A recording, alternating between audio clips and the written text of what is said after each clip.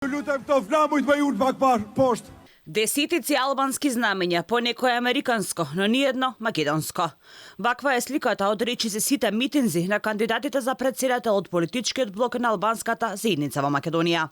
И на собиранките на Османи, но и на неговиот политички ривал Таравари, македонско знаме нема, а се кандидираат да ја водат Македонија. Дел од аналитичарите децидни велат дека тоа е само изборна реторика, но таа е погрешна. Она што може да се забележи е дека тоа е само изборен фолклор и дека политичките партии, тоест претендентите за председател на Македонија од страна на албанскиот блок, не претендираат да бидат председател на Македонија, туку претендираат да ги освојат албанските гласови и да покаже кој е поголем и поценет во тие кругови. Затоа и целта на албанските партии во Македонија е да се промени начинот на бирање на председател и избирањето на председател да биде во собранието.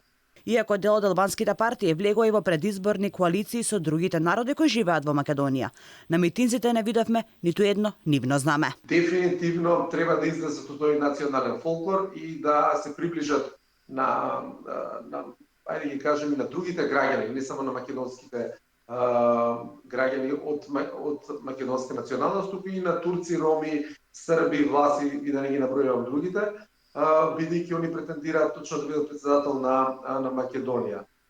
Таа реторика ја имаат, се насочуваат кога зборуваат на македонски јазик во нивните јавни настапи пред телевизија, пред новинарите, пред медиумите, но кога зборуваме за митинзите, дефинитивно тие единствени само се насочени кон албанските гласачи, што е тотално погрешно. Ова не е новитет во изборните кампањи на партиите на албанската заедница.